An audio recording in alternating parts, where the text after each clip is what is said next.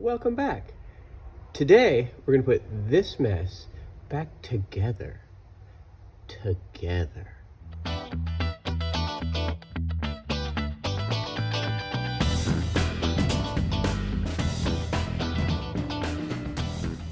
Got everything cleaned up. At the very bottom of this, as you can see, there is a small hole. That is where the check ball goes. It was stuck, which means I was getting no accelerator pump stroke. The intake stroke is this check ball.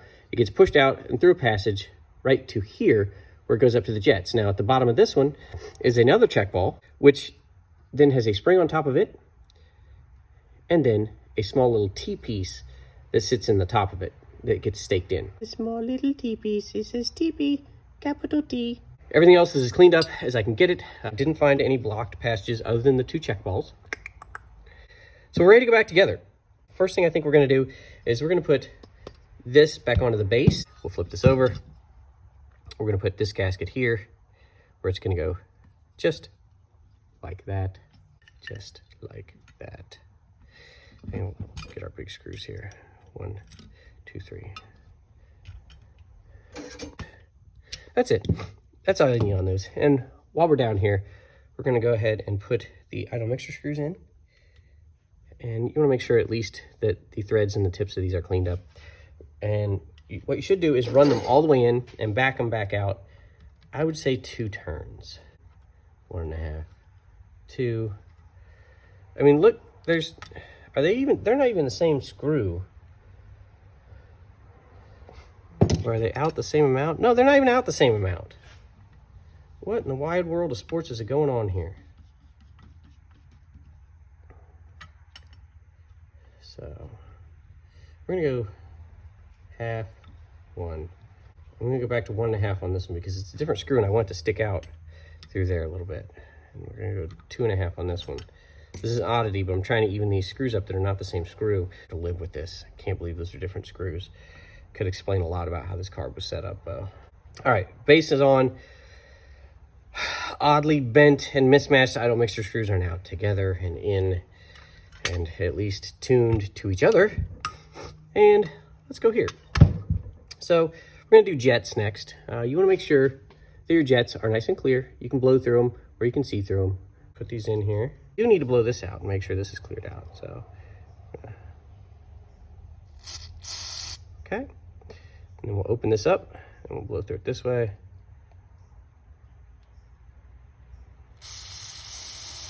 Yeah, I've got it. It's clear. That appears to be a match. Old gasket, go bye-bye. New one, hello. All right, this goes down in the bottom. There is no check ball for this underneath. There's no spring underneath this. This is just strictly, I don't even know if you could call it a power valve, but it is strictly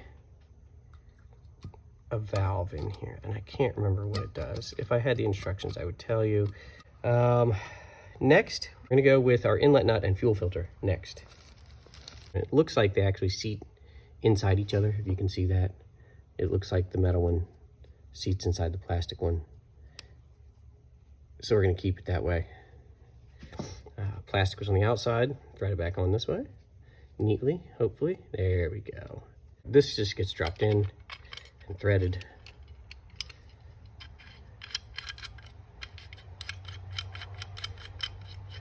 And I'm not gonna snug this up until I've got it back together because I can't really get a good enough grip to snug this. So leave that alone, it's fine for now. Next, we're gonna do needle and seat. So the seat goes in there with a brand new gasket. We'll get a screwdriver here. This one's just wide enough to at least start it, and then we'll get a wider one. You don't need to go super tight with this either. You just want it to seal. There we go, that's not going anywhere.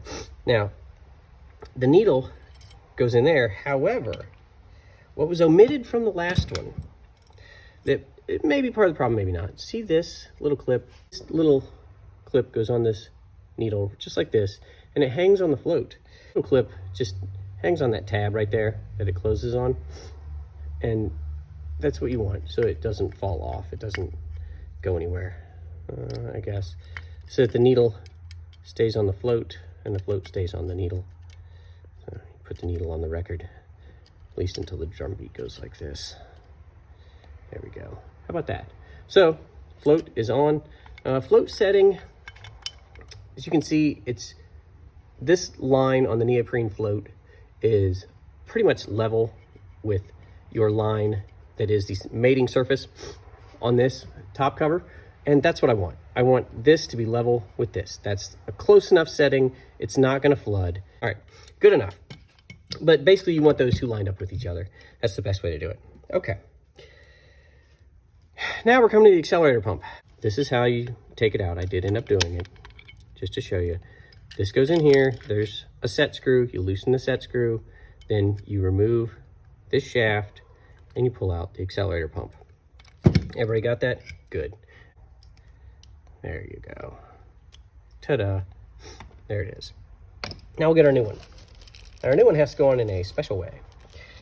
The reason you get this piece that looks like some sort of weird Halloween glow-in-the-dark fingertip thing is that it goes on top of this. Oh, wait a minute. News update. This did come with a new spring. That is fantastic. I love it. I will keep this for my collection of parts. However, look at that brand new spring. I love it. Love getting new springs like that. Thank you very much. Mike's Carburetor Parts apparently knows what they're doing. Thank you.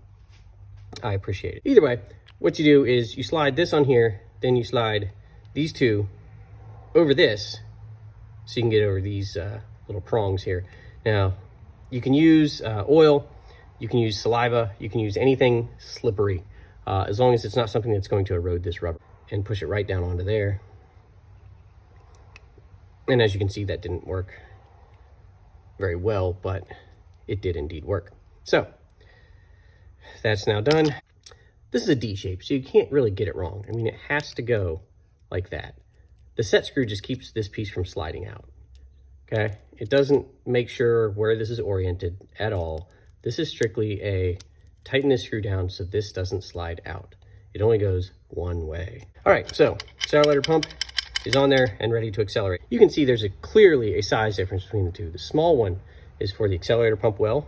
The large one is over here for the accelerator pump discharge circuit. So I'm starting to remember words and terms and things. Right in there. Man, that was perfect. Okay. After you've got that in there, the spring actually holds it in there.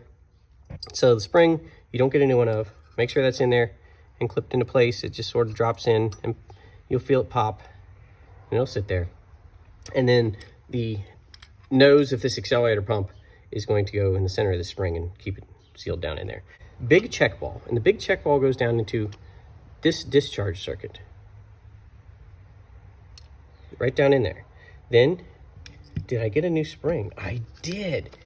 I'm gonna put it off to the side. I'm gonna reuse the old one because there's nothing wrong with it. It's perfectly good shape. So again, that goes down in the discharge on top of that check ball.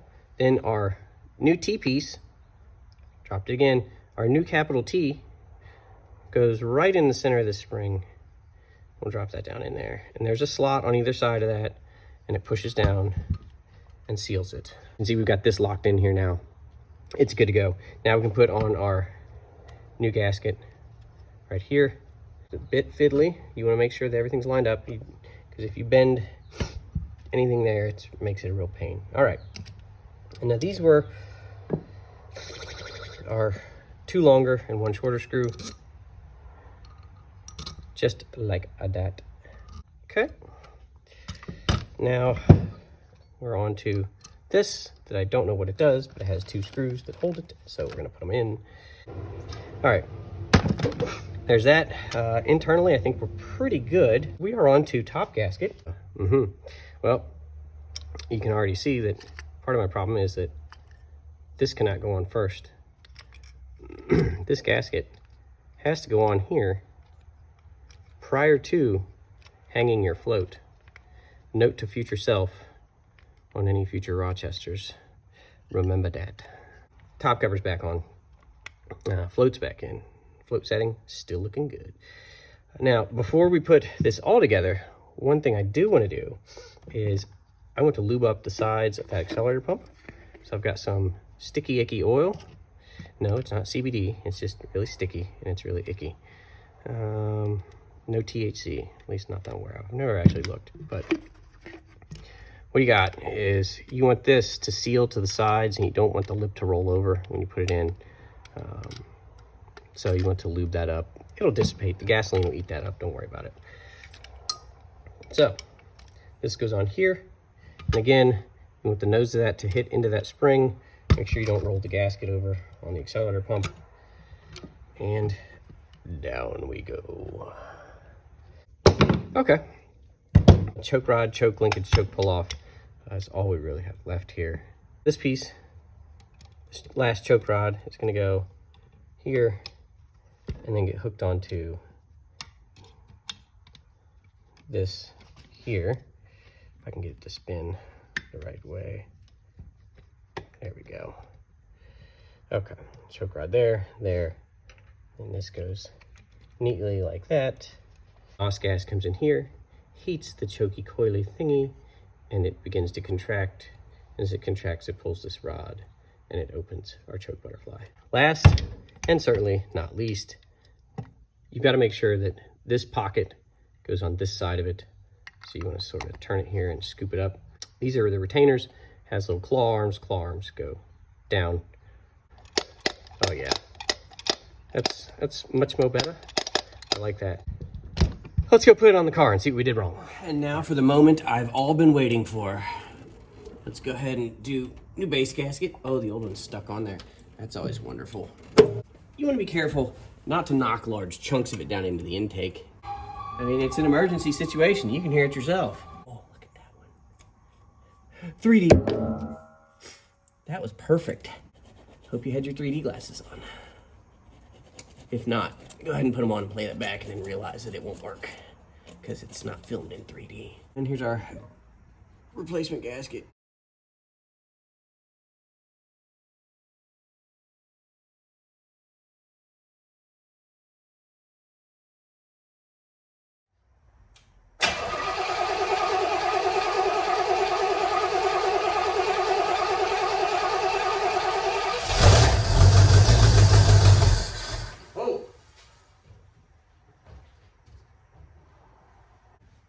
Well, that's not good at all. That just glugged fuel and shot it everywhere. It's very interesting, but I don't like it. Huh. All right. Obviously, there's still an issue. Now it's completely just coming out the bowl vent. So I've got to take the top cover back off and I'll have to look at what's going on. Here's the top cover. The float is stuck in the down position, leaving that needle open, meaning it just constantly floods. And here's the problem. I've done it before. It happens. The clip got stuck on the float rod and it wouldn't travel. So I will just push this clip off to the side like it's supposed to be. You can see the float will now close the needle and we won't have fuel coming out everywhere and drowning our engine. All right, top cover back on.